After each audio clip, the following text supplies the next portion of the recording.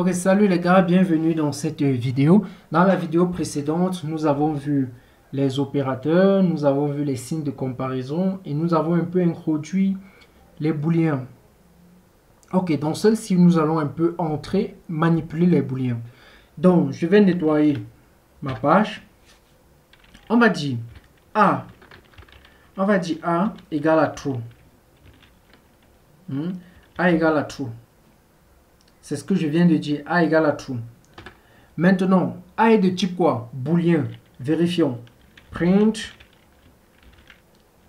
type. Print type A. A est de type booléen. Vous voyez, on nous dit quoi? Bool. Booléen. Vous voyez, c'est de type booléen. Ok. Maintenant, je vais dire B. B égale à false. B égale à false. Égale à false. Ok. B est aussi de type booléen. Le booléen ne peut avoir que deux types. Deux positions. Pardon. Pas deux types, deux positions. Soit vraie, soit fausse. Elle ne peut être... Si elle n'est pas vraie, elle est fausse. Si elle n'est pas fausse, elle est vraie. En fait, c'est ça. Maintenant, nous avons ces deux booléens. Si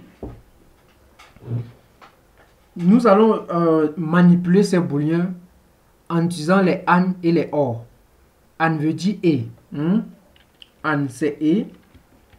Donc nous allons utiliser AND qui est l'équivalent de et en français.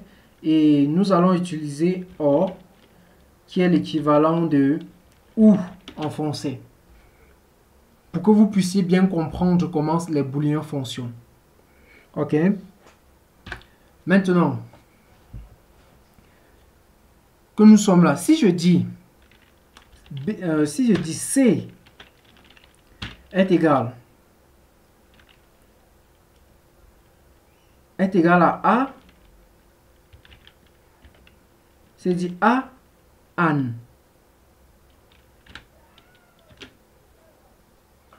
B. Donc C est égal à A AND B.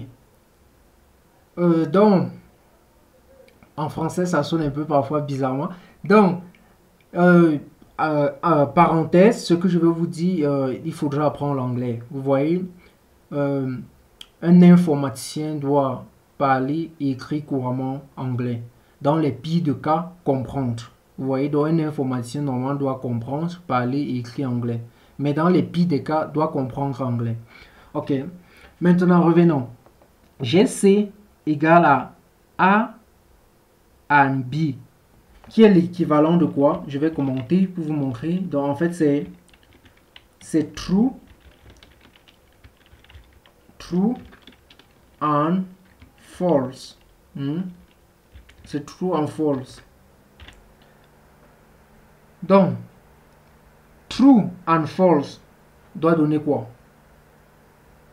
Voilà. En fait, si vous avez eu déjà à faire des mathématiques en algèbre, les booléens, vous allez comprendre. Mais si vous n'avez pas encore fait, il n'y a pas de problème. Je vais vous expliquer. Donc, en fait, le AND, pour que le AND nous donne un vrai, il faut que les deux variables soient vraies. J'espère que on se comprend. Pour que le AND nous donne un vrai, les deux variables doivent être vraies. Mais pour le OU, si une est vraie, c'est bon. D'ici, je vais dire... Donc, dans ici...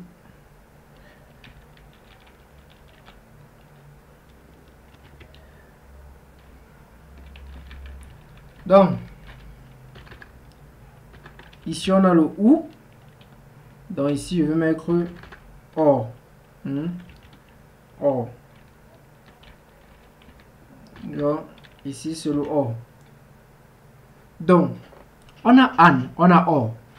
Le AND est vrai si et seulement si les deux variable en question, ou bien les variables des deux côtés, la gauche et la droite, sont vraies, on doit avoir un vrai.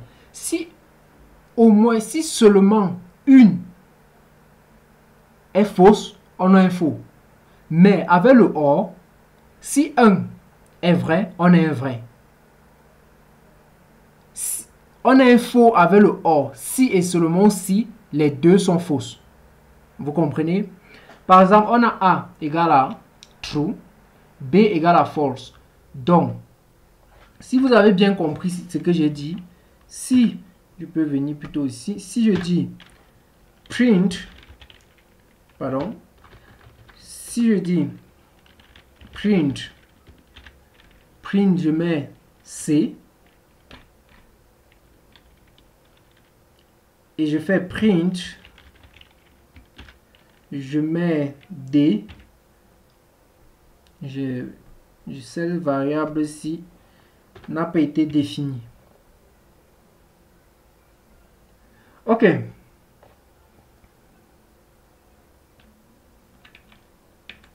C'est D ici. Ok. Donc, C, A and B. For true and false doit donner false. True est différent de false. Donc, ils sont opposés. Donc, on doit avoir un false. Ici, on a A or B. A est égal à quoi? À true. B est égal à false.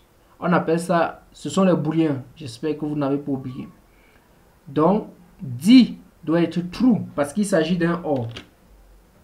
Nous sommes d'accord? Donc, si on exécute, vous voyez, on a C égale à false, on a D égale à true. C'est bon? Maintenant, si vous avez compris, je vais enlever ça et on reste là.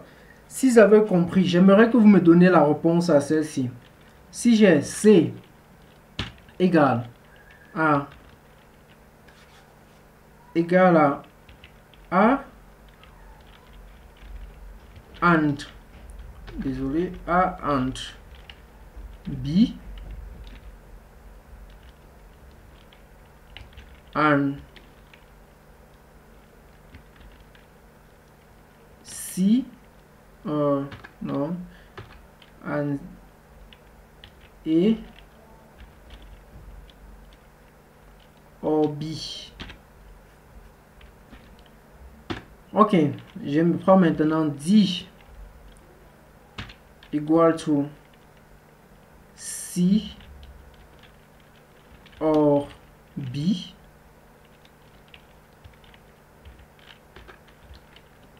Oh my god, and A. Bon, je mets A or B. Ok, je vais mettre les parenthèses ici. Ici. Ici. Et ici. Ok, mettez un peu pause à la vidéo et essayez de résoudre ça. Quelle doit être la valeur de C? Quelle doit être la valeur de C? Et quelle doit être la valeur de D? Vous voyez? Donc, mettez pause à la vidéo et essayez de résoudre ces deux problèmes et revenez voir la solution. Ok, allons-y. Nous avons A and B. A, c'est quoi? True. B, c'est quoi? False.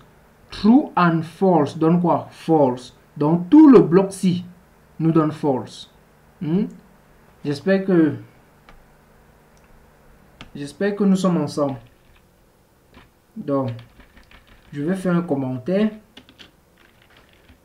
Donc, je vais dire A on B. Donc, ce bloc ce bloc equals false. Equal false. Pardon. Qu'est-ce que j'écris là? Equal false. Ok. Nous avons fini avec ça. Maintenant, venons avec celui-ci. N'oublions, nous avons fini avec le bloc C. Il y a un encore entre eux. Donc je vais venir ici. Je vais mettre an.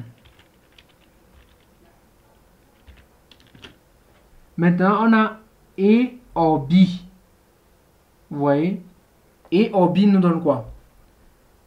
True, false. Et c'est un or. Ça nous donne quoi? True. Donc, on a true.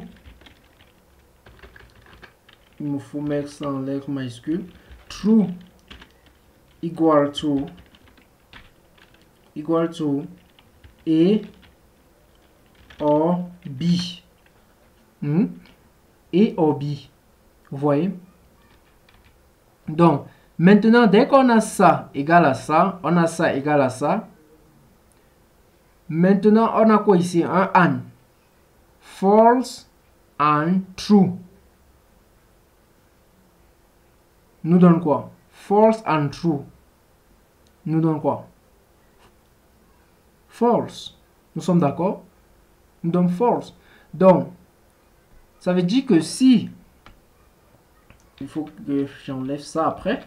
Bon, je vais commenter cette ligne-ci. Donc, normalement, la réponse de C est false. Donc, normalement, si je fais print, ça va me donner false.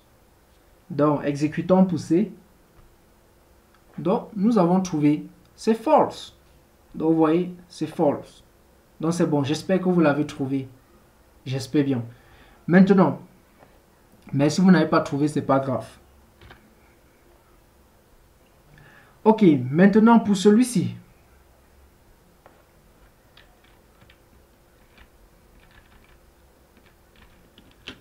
Pour celui-ci, je commente pour expliquer, pour qu'on puisse voir le résultat. Nous avons C or B. C est égal à quoi? False. C est égal à false. Nous sommes d'accord, voici ça ici, false. Donc, j'ai false or B. On a false or false qui donne quoi? False. Donc, C or B. Or B. J'espère que donc faux et faux. Faux ou faux nous donne faux en fait. Nous sommes d'accord. Nous donne faux. Ok. Maintenant, on a un and. On a un and. Donc, même lorsqu'on a déjà un faux ici, il y a un and. Quelque chose. On a même pas, nous ne sommes plus obligés de connaître même la sortie de celui-ci. Parce que faux avec un n'importe quoi va nous donner faux. Nous sommes d'accord. Mais A or B, nous avons fait ça quelque part ici qui donnait true. Voilà. Donc, on a true. On a true. Donc, false, on sait que ça va donner false. Donc, si j'exécute, on a false, false. Donc, pour C et pour D, false, false. Donc, j'espère que vous avez compris comment ces choses fonctionnent. Donc, si je dis maintenant, par exemple, si je dis, je fais print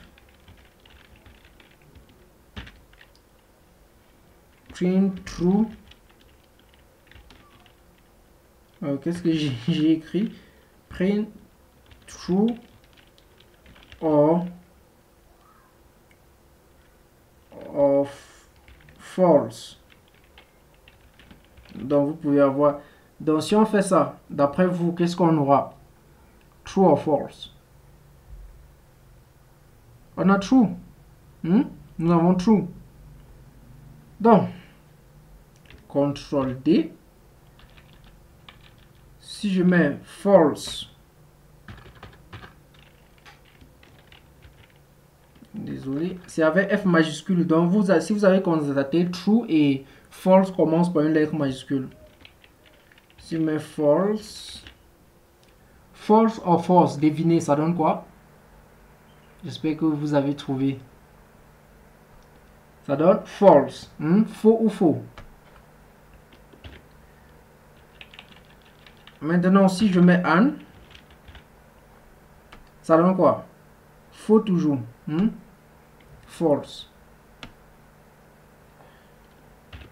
Maintenant, si je mets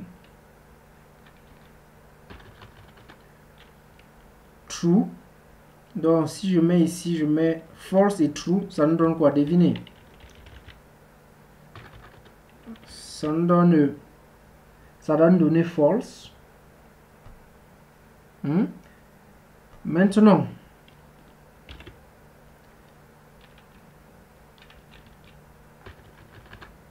si je mets true avec un T majuscule, ça nous donne quoi? True et true nous donne quoi? Évidemment, ça nous donne true. Ok. Donc, c'est ça le type booléen. Soit il est vrai, soit il est faux. Ok. Bon, comme nous avons vu le type booléen, dans la prochaine vidéo, nous allons voir les fonctions. Quelques fonctions intégrées dans ce langage de programmation. Donc, j'espère bien vous revoir dans la prochaine vidéo. Merci.